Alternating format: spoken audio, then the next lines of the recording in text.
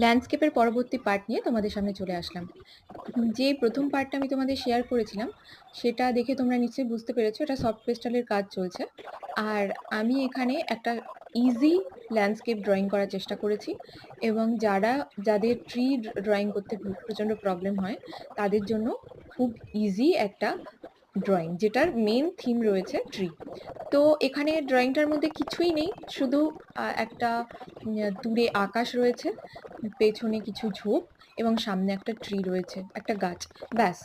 এই এখানে আর বেশি কিছু ডিটেলিং করার নেই। শুধুমাত্র আমি এখানে ঘাসগুলো যেগুলো করেছি সেগুলো তোমরা দেখতে পাচ্ছ। প্রথমে আমি যেরকম নর্মাল কালার চাপিয়ে নেওয়া কথা সেরকম চাপিয়ে নিয়েছি, তারপরে একটা লাইন করে করে ঘাসগুলো ড্র করেছি। আর সবসময় মাথায় রাখতে হবে, যখন আমরা ঘাস ড্র করব, তখন আমরা ওপর থেকে নিচে টানবো না, নিচ থেকে উপরে টানবো। তাহলে কি হবে, মাথাগুলো একদম সরু হবে আর নিচগুলো মোটা হবে, ঘাসের যেরকম দেখতে লাগে।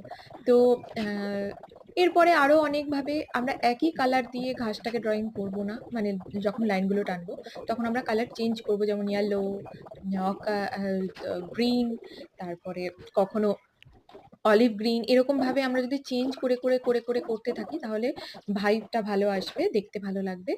আর গাছটা করে নেওয়ার পরে আমি চারকোল পেন্সিল দিয়ে যে সরু লাইনগুলো রয়েছে, যেগুলো ব্রাঞ্চ বোঝাচ্ছে, সেগুলো আমি করেছি। আর এই যে ড্রয়িংটা কমপ্লিট করতে বেশি টাইম লাগেনি, কারণ সফট পেস্টালের কাজ করতে অতটা বেশি সময় লাগে না। তোমরা এটা চাইলে অয়েল পেস্টাল দিয়েও ট্রাই করতে পারো। এবং যারা একদম বিগিনার্স আছো, তারা এরকম ছোট ছোট অবজেক্ট খুঁজে, এরকম ছোট ছোট থিম নিয়ে কাজ এগোলে আরো ভালোভাবে কাজ করতে পারবে। বড় বড় কাজগুলো না করাই ভালো। কেমন হয়েছে অবশ্যই বলো, সাবস্ক্রাইব করে পাশে থাকো। Thank you.